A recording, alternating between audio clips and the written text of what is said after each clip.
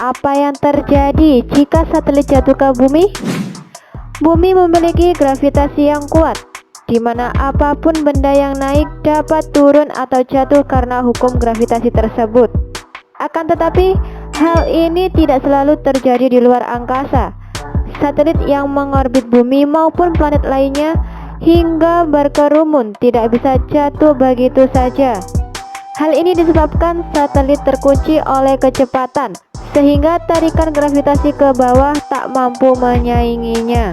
Kendati demikian, tidak sedikit dari satelit-satelit yang sudah bertahun-tahun mengorbit tersebut kembali ke bumi, yang sebagian besar disebabkan karena faktor usia atau keusangan benda tersebut. Satelit yang dibawa ke luar angkasa dengan roket dikenal sebagai satelit buatan. Berbeda dengan satelit alami, yakni bulan yang mengorbit planet seperti bumi dan terbentuk secara alami. Untuk mengirim satelit ke luar angkasa, roket harus terbang 100 hingga 200 km di atas bumi untuk keluar dari atmosfer.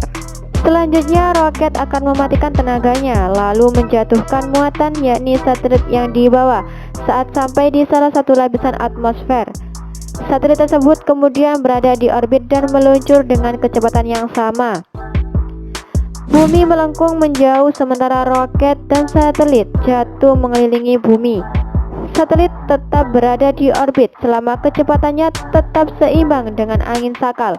Pada ketinggian tersebut, atmosfer cukup tipis untuk mencegah satelit terbakar, seperti jika jatuh lebih rendah dan bertemu udara yang lebih tebal, yang menyebabkan angin sakal lebih besar dan gesekan yang lebih besar.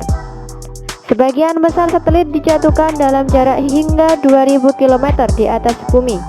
Satelit di ujung paling rendah dari kisaran itu biasanya hanya bertahan selama beberapa minggu hingga beberapa bulan. Akan tetapi, pada ketinggian 600 km di mana Stasiun Luar Angkasa Internasional ISS mengorbit, satelit dapat bertahan selama beberapa dekade. Hal ini yang berpotensi menjadi masalah, sebab mereka melakukan perjalanan begitu cepat 5 mil per detik sehingga jejak kaki mereka bisa mencapai ratusan mil. Sputnik 1 menjadi ikon modernitas dan mendorong Amerika Serikat untuk lebih mempercepat rencana eksplorasi ruang angkasa sendiri. Hanya beberapa bulan setelah Sputnik, Amerika meluncurkan Explorer 1 dalam beberapa dekade terakhir, hingga ada ribuan satelit telah terbawa keluar angkasa.